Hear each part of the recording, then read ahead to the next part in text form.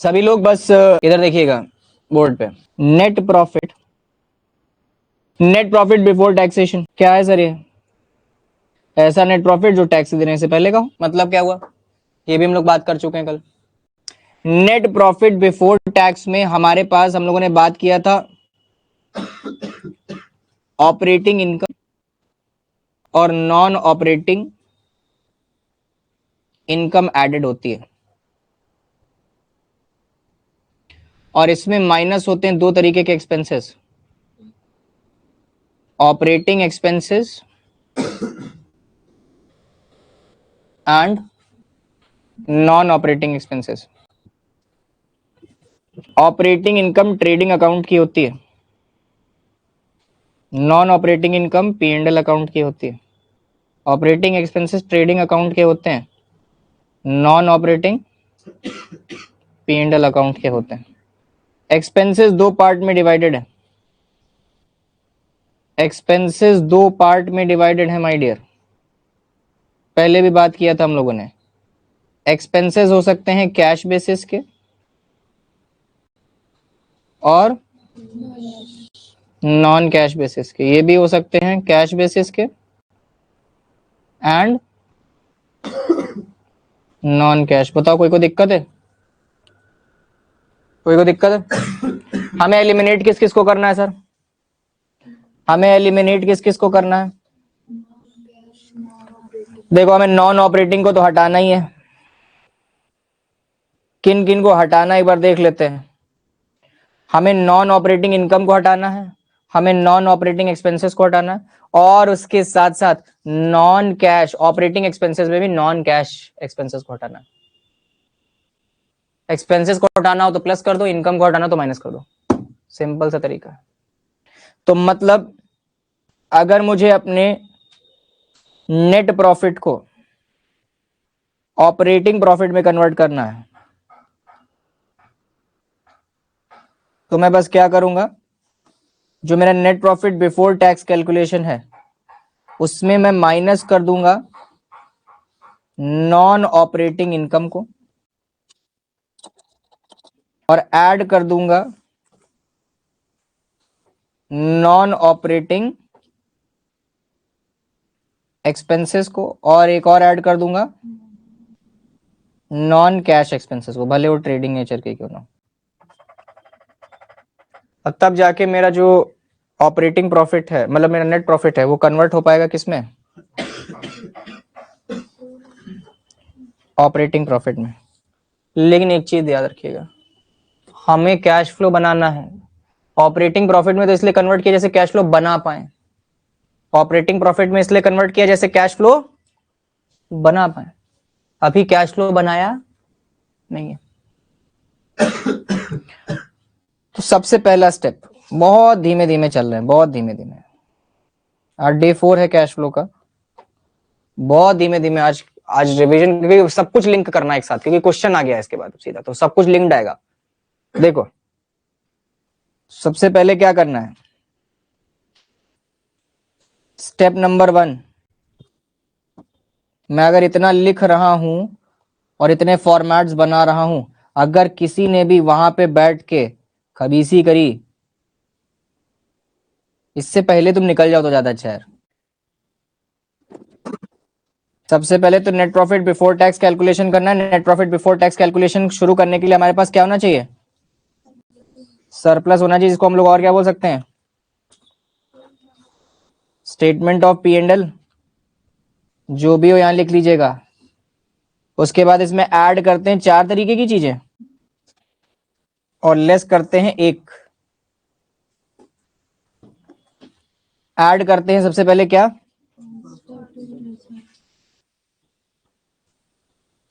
Transfer to reserve, फिर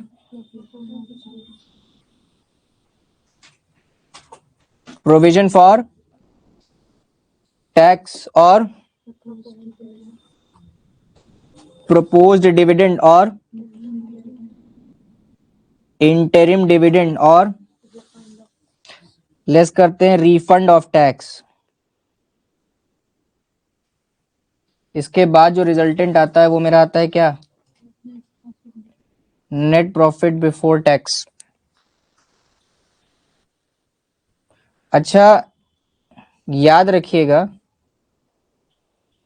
एक चीज कि ये जो statement of P and L है ये कैसे आएगा?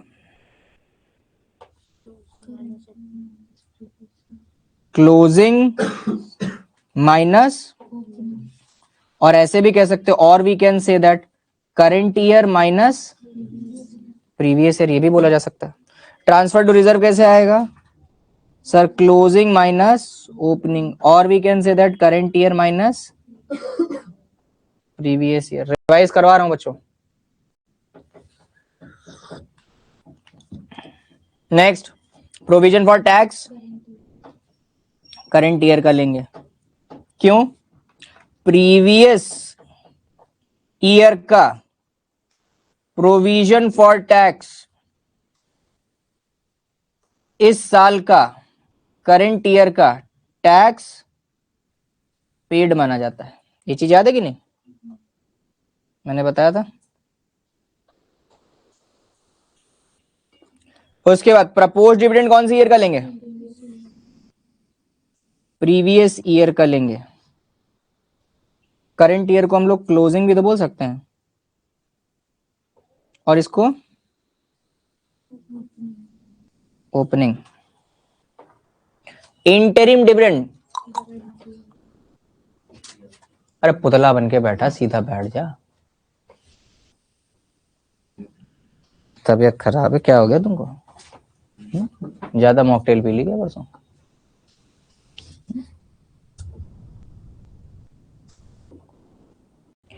Interim dividend current year.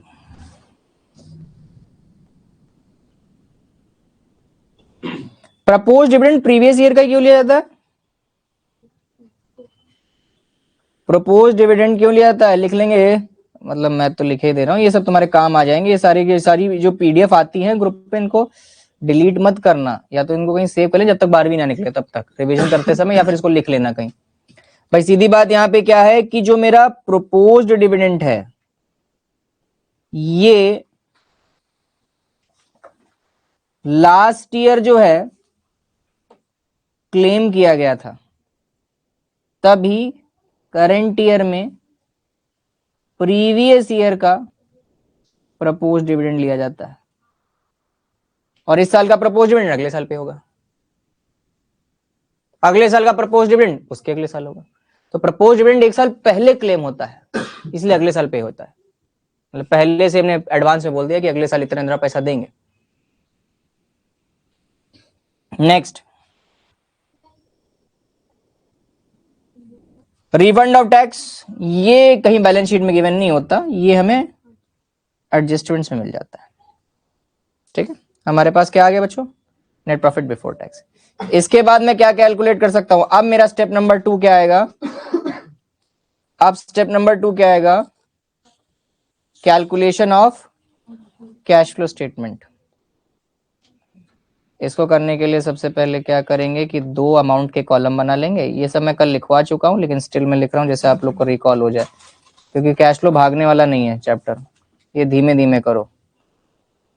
ठीक है, तो ध्यान देना, यहां पे तो पहले कंपनी का नाम आएगा XYZ लिमिटेड, इस तरीके से लिखोगे। ठीक है, और फिर लिखोगे स्टेटमेंट ऑफ कैश फ्लो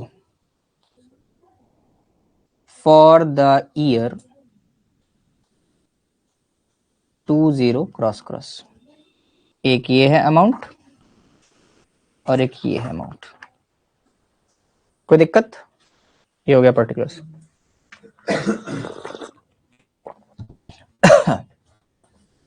ये मेरा स्टेप नंबर 2 है। इसके बाद रोमन नंबर 1 में हेडिंग पड़ेगी, मैंने पहले बताया था। ऑर्डर नहीं चेंज करोगे, जैसा मैंने बताया वैसे ही रखना है, ऑर्डर नहीं चेंज करना है। रोमन नंबर 1 में हेडिंग पड़ेगी क्या? क्या पड़ेगी? Cash flow from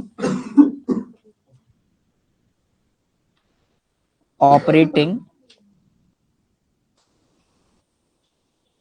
activities. ठीक है, इतना हो गया। इसके बाद मैं cash flow from operating activities कैसे शुरू करूं? मेरे पास है क्या? मेरे पास नेट प्रॉफिट बिफोर टैक्स है कि नहीं है? तो मैंने यहां पे लिखा क्या, सीधा यहीं से, या रोमन नंबर वाली जगह से थोड़ा सा छोड़ के लिखना, नेट प्रॉफिट बिफोर टैक्सेशन। अच्छा, इस चीज का ध्यान देना, ये मेरा वर्किंग नोट से आया है और इसका अमाउंट मेन अमाउंट के कॉलम में लिखा जाएगा। वर्किंग नोट सर कहाँ? ये देखो, ये वर्किंग नोट बनाया था, ये वर्किंग नोट है। हाँ,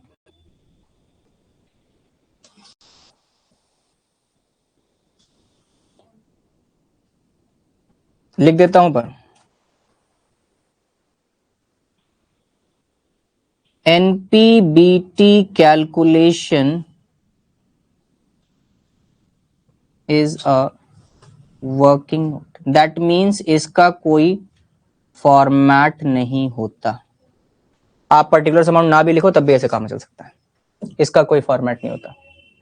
NPBT calculation is purely a working note. Without format भी काम कर सकते हैं, लेकिन स्टिल अच्छा नहीं लगता ना,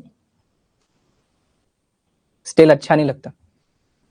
आप फटे पुराने कपड़े पहन के जाएं तो क्या आपको कोई रोक थोड़ी ना लेगा, लेकिन स्टिल अच्छा नहीं लगता ना। तो भाई सीधी बात है, खाना साफ और कपड़ा अच्छा, उल्टा बोल दिया, कपड़ा अच्छा खाना साफ, अरे दोनों ही चीजें एक है। और अकाउंट्स में फॉर्मेट प्रॉपर। हमें अपना नेट प्रॉफिट बिफोर टैक्स सही करना है। सही करना है सर इन द सेंस, मतलब we have to fix it sir. How we can fix it? We can fix it by adjusting the non operating and non cash items, by adjusting the non operating and non cash items which, हम लोगों ने ये चीजें देखो ध्यान रखिएगा, complete कर ली थी पहले से ही। ठीक है, तो हम लोग अब यहाँ पे क्या लिखेंगे, हेडिंग डालेंगे adjustments of non-cash and non-operating activities। ये भी एक हेडिंग है। अब इसमें बहुत सी चीजें ऐड होंगी, बहुत सी चीजें लेस होंगी। सारे नॉन ऑपरेटिंग खर्चों को दोबारा ऐड कर लेना, सारी नॉन ऑपरेटिंग इनकम को क्या कर देना, माइनस। और हाँ, एक ऐसे खर्चे और ऐड हो जाएंगे, भले ऑपरेटिंग नेचर के क्यों ना हो, नॉन कैश के। ठीक है, तो ध्यान देना, मैं काम करता हूं कि मैं ऐड वाली सारी चीजें लिख लेता हूं। ऐड कितने थे टोटल बताना जरा? 7 एड्स थे। ऐड 3 4 5 6 7। लेस कितने थे जरा बताना? 1 2 3 4 5। सारे ऐड बता दो मुझको। चुप बैठो यार, बकवास मत करो। सारे ऐड बताओ। पहला ऐड कौन सा था? डेप्रिसिएशन। पहला हो गया डेप्रिसिएशन। दूसरा बताओ। हाँ, प्रिलिमिनरी एक्सपेंसेस। अगला discount on issue of debenture. और बताओ।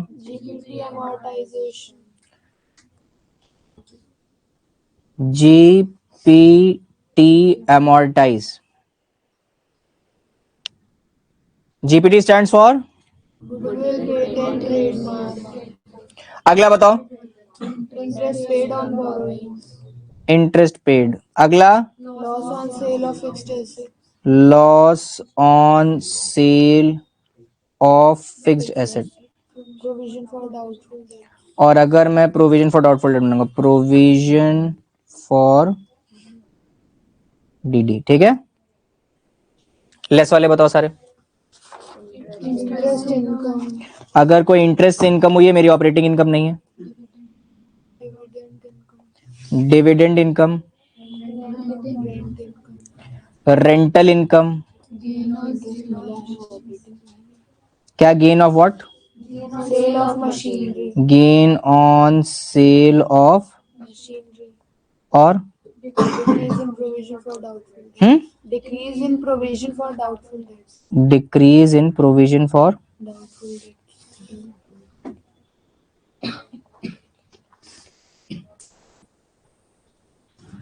5 तरीके की इनकम थी और 5 तरीके के क्या थे, नहीं 7 तरीके की इनकम थी, 5 तरीके के खर्चे थे, और सब मिला के कोई ना कोई एक्सट्रैक्टेड वैल्यू आ जाएगी। ठीक है, सब मिला के कोई ना कोई एक्सट्रैक्टेड वैल्यू आ जाएगी, और फिर इस वैल्यू को और इस वैल्यू को जब हम लोग प्लस करेंगे तो मेरा क्या आ जाएगा, Operating profit before working capital changes.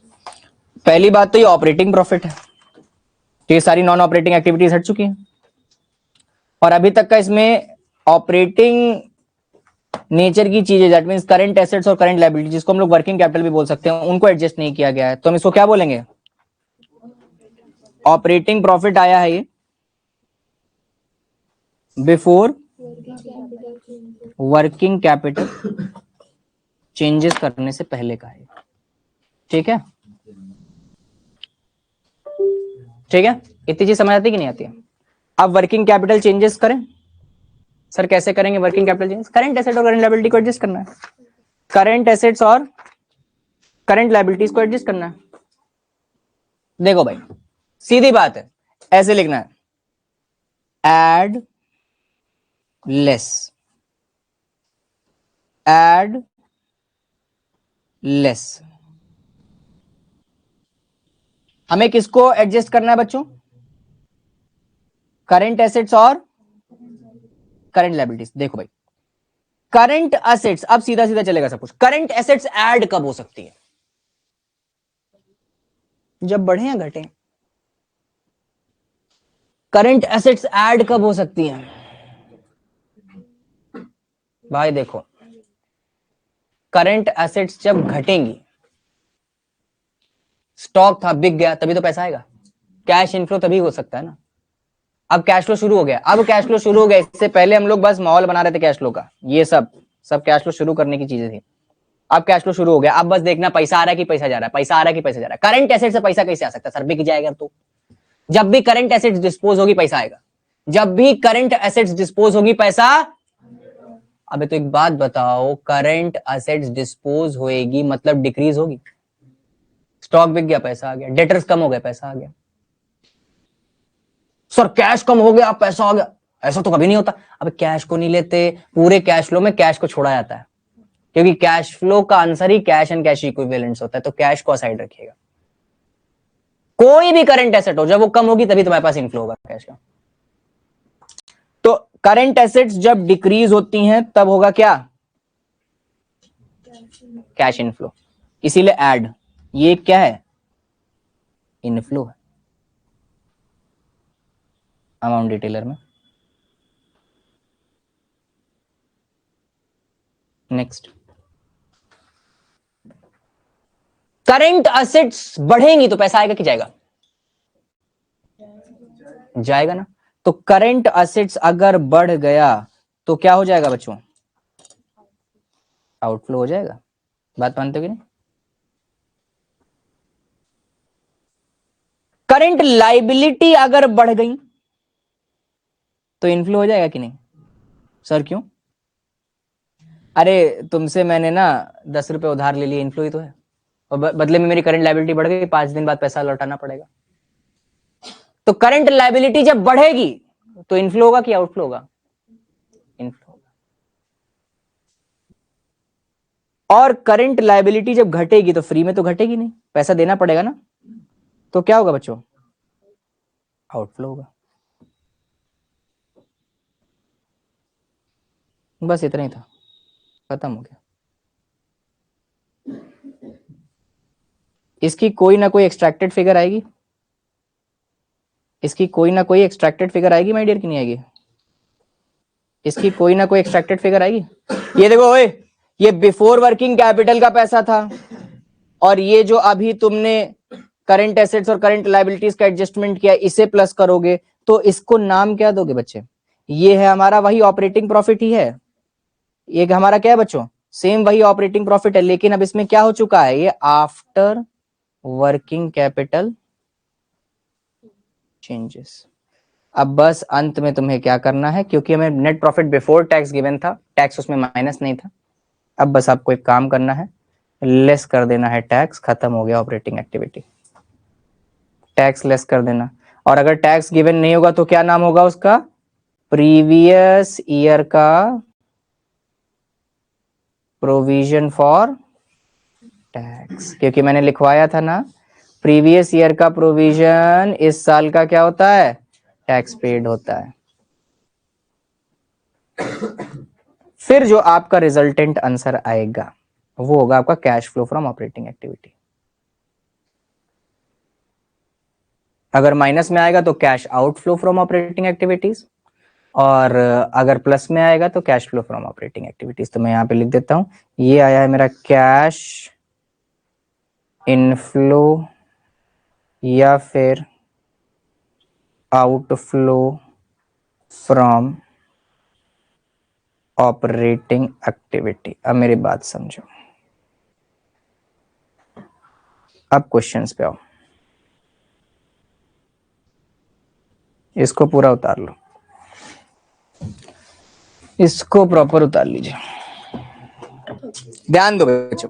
Calculate the cash flow from operating activities from the following information. हमारे पास पूरा का पूरा डेटा गिवन है, ठीक है।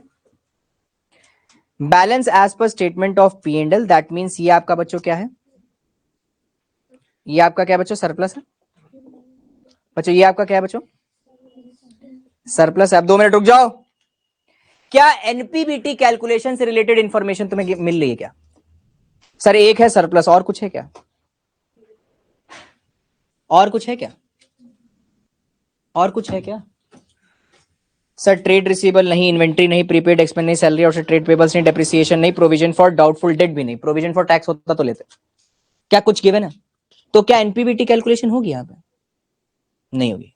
तो क्या एनपीबीटी कैलकुलेशन होगी यहां पे? नहीं होगी। तो अब क्या होगा बच्चों, सीधा कैश फ्लो स्टेटमेंट बनाएंगे। जल्दी से आप लोग एक काम करें, फॉर्मेट बना लीजिए, पर्टिकुलर्स और अमाउंट बना लीजिए, और यहां पे लिखेंगे क्या बच्चे, कंपनी का नाम क्या है, कोई नहीं है तो XYZ लिमिटेड डाल दीजिएगा। Statement of cash flow for the year, ठीक है। अगला क्या लिखेंगे, रोमन नंबर 1 में cash flow from, cash flow from operating activities की हेडिंग डाली, और उसके बाद क्या लिखेंगे, नेट प्रॉफिट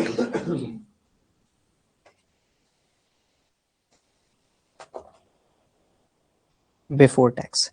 अच्छा ध्यान दीजिएगा बच्चों, क्या हमें net profit before tax calculate करने की जरूरत पड़ी? All we have done is that कि हमें पिछले साल का सरप्लस है वही हमारा एनपीबीटी मान लिया जाएगा। पिछले साल का सरप्लस कितना था बच्चों, 1,80,000, और इस साल का सरप्लस कितना था, 2,50,000। दोनों को माइनस करो कितना हुआ, कितना है बच्चों, 70,000 आया। तो बच्चे ध्यान दीजिएगा, 70,000 हमारा क्या हो गया, एनपीबीटी हो गया,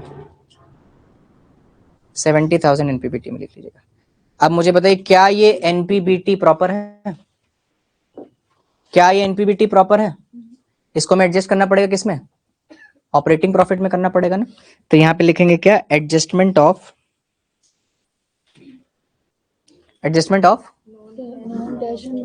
non cash and non operating activities.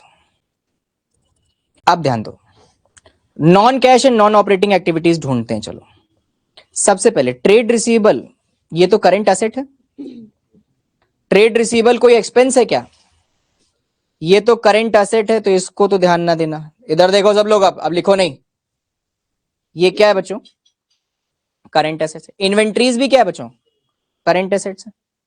Prepaid expense भी क्या है सर, करंट एसेट नहीं आती, नहीं बच्चे, करंट एसेट्स और करंट लायबिलिटी तो बाद में आता है ना, जब हम लोग प्रॉफिट को एडजस्ट कर लेते हैं सही से। Salary outstanding current liability, trade payable current liability है सर, इसमें कुछ है ही नहीं है। डेप्रिसिएशन, हाँ डेप्रिसिएशन एक कौन सा खर्चा है, non cash plus non operating, इसको क्या कर लेंगे ऐड, और हमारे फॉर्मेट में भी था। और प्रोविजन फॉर डाउटफुल डेट देखो पिछले साल था 9,000 और इस साल कितना है 12,000, इंक्रीज हो रहा है कि नहीं, तो increase on provision for that भी हम लोग क्या करते हैं ऐड करते हैं। तो सिर्फ दो चीजें ऐड होंगी, हमारे फॉर्मेट में तो बहुत सारी चीजें हैं लेकिन हमारे क्वेश्चन में कम होती हैं, तो जल्दी से ऐड कर लेते हैं दो चीजें। अब सुनो सुनो, पहले मैं लिख लूं उसके बाद करो, पहले मैं लिख लूं फिर उसके बाद करो। ऐड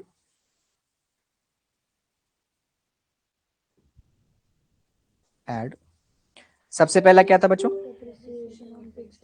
डेप्रिसिएशन ऑन, पूरा लिखना पड़ेगा बच्चे, ऑन फिक्स्ड असेट्स, और दूसरा क्या था increase in provision for doubtful debt. अच्छा देखो कितना कितना है, देखिएगा डेप्रिसिएशन, प्रोविजन ऑन डेप्रिसिएशन, सीधी बात बताओ 15,000 पिछले साल था, इस साल 20,000 है, कितने से बढ़ गया प्रोविजन, 5,000 से आउटफ्लो हुआ होगा, यही 5,000 ही तो ऐड करोगे। सर पूरा 20,000 क्यों नहीं कर सकते, पूरे 20,000 में 15,000 पिछले साल का भी तो है। सर आपको कैसे पता, ऐसे ही होता है, ठीक है। तो 5,000 हम लोगों ने ये ऐड कर दिया, ये मैंने 5,000 लिख दिया। अभी रुक जाओ, इसके बाद जरा बताइए प्रोविजन फॉर डीडी, पिछले साल प्रोविजन में 9,000 का था, इस साल बढ़ के कितना हो गया, तो आपने कितने से प्रोविजन फॉर डीडी बढ़ा दिया, 3,000 से। तो बच्चे ध्यान रखना 3,000 रुपए हम यहां पे ऐड कर लेंगे, और तो कुछ है नहीं, ध्यान देना, चेक करें बच्चों, अभी लिखिएगा नहीं कह रहा हूं। 5 3 कितना हो गया बच्चों, 8,000 हो गया, ऊपर कितना चल रहा था 70,000, तो टोटल कितना हो गया, ये मेरा प्रॉफिट कौन सा प्रॉफिट हो गया, ये बन गया मेरा operating profit before working capital changes, ठीक है।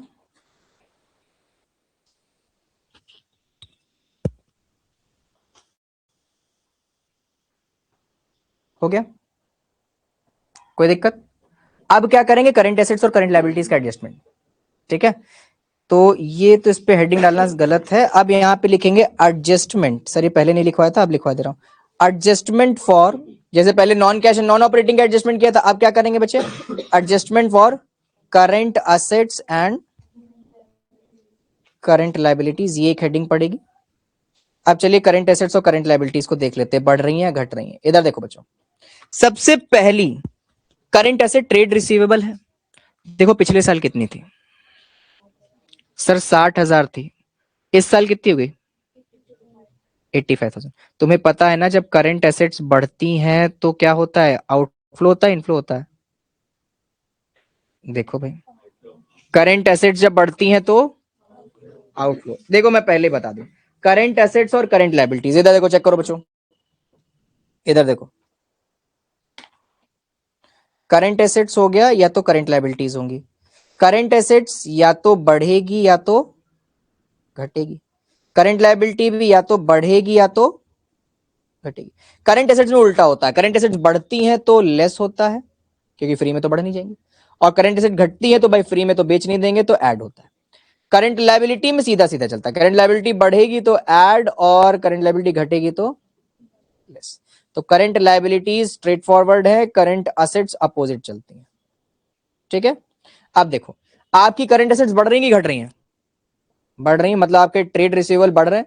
तो बच्चे ध्यान दीजिएगा यहां पे लिखेंगे ऐड, नहीं ऐड क्यों, less, less what, increase in trade receivable, कितना था जरा बताना,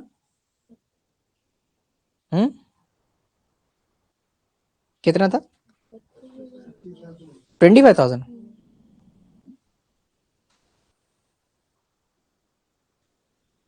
इसके बाद बताना जरा,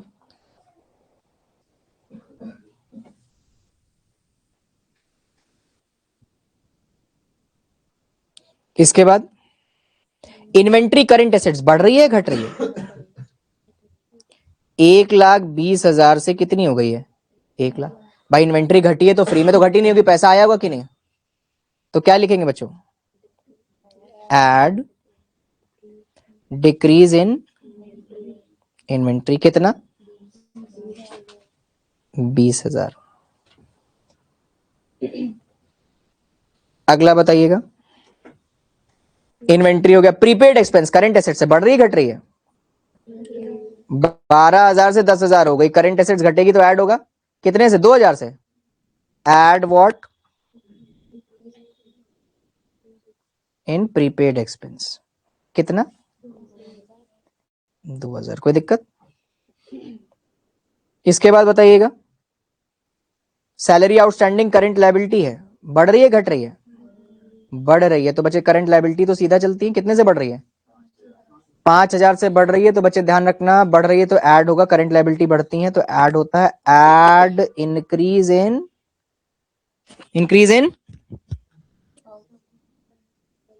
आउटस्टैंडिंग सैलरी। अच्छा मैं एरो बना रहा हूं तो आप लोग पूरा इंक्रीज इन और डिक्रीज इन पूरा लिखोगे। कितना? 5,000। लास्ट बच्चे क्या है? ट्रेड पेबल घट रहा है बढ़ रहा है? घट रहा है तो क्या करेंगे? लेस कितना? कितना कितना? 7,000 लेस कर देंगे। क्या लिखेंगे बच्चों? Less decrease in trade payable.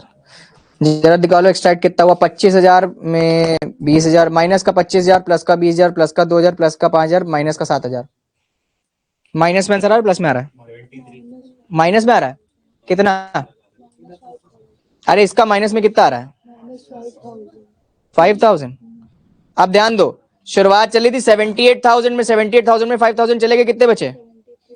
73,000। Tax कोई है नहीं, टैक्स कोई है नहीं, तो पहले इसमें क्या लिखोगे? ये क्या है? Operating profit after working capital changes, less tax में नील कर दीजिएगा। Cash flow from operating activities 73,000। ध्यान दें,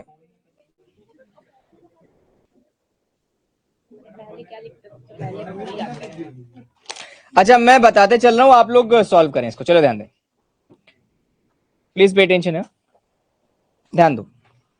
आपके पास स्टेटमेंट, देखो पहले समझ लो क्वेश्चन को, उसके बाद देखेंगे। Find out the cash flow from operating activities, और आपके पास P&L, ये आपका एनपीबीटी है। ठीक तो है, हाँ ठीक है। ये आपका एनपीबीटी है। तो आप लोग जल्दी से cash flow from operating activities की हेडिंग डाल लीजिएगा और एनपीबीटी लिख लीजिएगा। 2012 में था 1,20,000 और 2013 में हो गया 280। कितने का डिफरेंस आया है? जनरल रिजर्व भी दिया है, एनपीबीटी बनाना पड़ेगा, सॉरी एनपीबीटी कैलकुलेशन करना पड़ेगा, रिली सॉरी। जनरल रिजर्व भी और प्रपोज डिविडेंड भी क्या? प्रोविजन फॉर टैक्स, प्रोविजन है गुडविल भी पेटेंट भी नीचे बना ले रहे हैं। अरे भाई साहब ये तो बहुत कुछ है, तो एनपीबीटी बनना ही बनना है, ये तो करना पड़ेगा बच्चों। चलो देखो, सबसे पहले एनपीबीटी में क्या क्या आएगा? देखो ये जाएगा एनपीबीटी में, इसका डिफरेंस लीजिएगा। कितना है डिफरेंस? 1,20,000 और 280 माइनस करो, 280 एक मिनट, 1,60,000। इसके बाद डेप्रिसिएशन प्रोविजन, इसको हटाओ, ये नहीं आना। जनरल रिजर्व आना है, जनरल रिजर्व का भी बैलेंस लिया जाता है। 80 1,12,000 माइनस 80,000 कितना हुआ? ये भी जाएगा एनपीबीटी में। कितना हुआ? 32,000। टैक्स का प्रोविजन ये भी जाना है। टैक्स का प्रोविजन कौन से ईयर का लिया जाता है? इस साल का लिया जाएगा, करंट ईयर का, 66,000 करंट ईयर का, 66,000 प्रोविजन फॉर टैक्सेशन ले लीजिए। और जल्दी बताओ, गुडविल पेटेंट इसमें नहीं जाएगा। प्रोविजन फॉर डीडी नहीं जाएगा। During the year machine sold हुई है जिसमें लॉस हो गया 35,000 का, नहीं जाएगा। No tax paid during the year. क्या एक्स्ट्राऑर्डिनरी? एक्स्ट्राऑर्डिनरी है इसमें कुछ? मशीन सोल्ड हुई है, loss on sale of fixed assets तो उसमें जाता था, adjustment of non cash and non operating activity में। जल्दी बताइए एनपीवीटी कितना आया, एनपीवीटी कितना आया, क्या हुआ, क्या हुआ भाई, 2,58,000 बिल्कुल करेक्ट है। आप ध्यान दो, सुनो भाई, ये सब बाद में करना। Statement of P and L हो गया है, जनरल रिजर्व हो गया है, टैक्स प्रोविजन हो गया है। पिछले साल का टैक्स प्रोविजन इस साल का क्या होता है, लेकिन यहां पे लिख दिया there was no tax paid during the year, तो अब मैं इसको टैक्स पेड नहीं मान सकता, इसको हटा देना, क्योंकि उन्होंने खुद बोल दिया, बाकी तो 30,000 साल का टैक्स पेड हो जाता है। ठीक है, तो ये तो स्किप आउट हो गया। अब देखो, अब तुम डालोगे adjustment of non cash and non operating activity, और डेप्रिसिएशन क्या होता है, सबसे पहले ऐड कर लेना डेप्रिसिएशन। कितना, 40,000 पिछले साल था, इस साल कितना है 72,000, कितना हुआ 40, 72 माइनस 40, 32,000 की डेप्रिसिएशन ऐड करोगे। गुडविल देखो अमोर्टाइज हो रही है क्या, पिछले साल 70,000 की थी और इस साल कितनी हो गई 55,000, कितने से अमोर्टाइज हो गई 15,000 से, 15,000 से अमोर्टाइज हुई है, ऐड कर लो, फॉर्मेट में था। पेटेंट बताओ, 50,000 था, इस बार 38 है, कितना हो गया 12,000, ऐड कर लो, 12,000 से अमोर्टाइज हो गया। प्रोविजन फॉर डीडी बढ़ रहा है घट रहा है, बढ़ रहा है, increase in provision for DD add होता है, ऐड कर लो, कितना कितना 6,000। और देखो यहाँ पे ड्यूरिंग द ईयर एक एडजस्टमेंट गिवन है, ड्यूरिंग द ईयर आपने मशीन सोल्ड करी थी जिसकी वजह से 35,000 का लॉस हो गया था, ये loss on sale of machine भी तो ऐड होता था, ये भी ऐड कर लो। सर करंट एसेट्स और करंट लायबिलिटी तो दी ही नहीं है, तो फिर कुछ कर ही नहीं सकते, फिर आपका वही ऑपरेटिंग होगा। सर टैक्स पेड मानेंगे वो 33,000, नहीं मानेंगे क्योंकि there is no tax paid during the year, तो बस आपका आ गया cash flow from operating activity. Current asset और करंट लायबिलिटी मतलब वर्किंग कैपिटल का एडजस्टमेंट है ही नहीं, तो यहीं पे क्वेश्चन खत्म हो जाता है। ठीक है, जल्दी करो। हे कितने कमीने हैं ये लोग, ये टैक्स पेड ले लेना 30,000 जैसा कहा था, लिखें there was no tax paid during the year और सोल्यूशन में 30,000 माइनस कर रहे हैं। आप 30,000 माइनस करिएगा टैक्स पेड, पिछले साल का प्रोविजन इस साल का क्या होता है, टैक्स पेड होता है, ये आपका टैक्स पेड है, सबसे लास्ट में टैक्स पेड माइनस करते हैं ना, वो करिएगा। देख लीजिएगा एक बार, रिप्रेजेंटेशन ऐसा ही है आप लोगों का,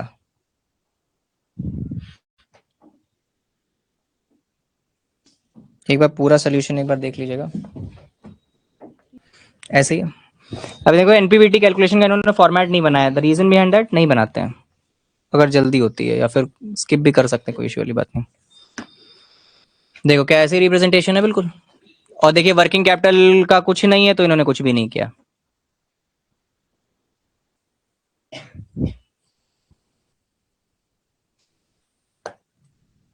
कोई दिक्कत, अमन लिमिटेड था, statement of cash flow from operating activities, इन्होंने ऑपरेटिंग एक्टिविटीज ऊपर लिख दिया, वैसे ऑपरेटिंग एक्टिविटी लिखा नहीं जाता, फॉर द ईयर लिखा जाता है। ठीक है, बाकी आपका बिल्कुल सेम वैसा ही है, कुछ नया है क्या, सेम वैसा ही फॉर्मेट ही फॉलो हो रहा है, हमें तो नहीं लग रहा फॉर्मेट के बियॉन्ड कुछ गया अभी तक, जाएगा भी नहीं, फॉर्मेट के बियॉन्ड कुछ नहीं जाएगा।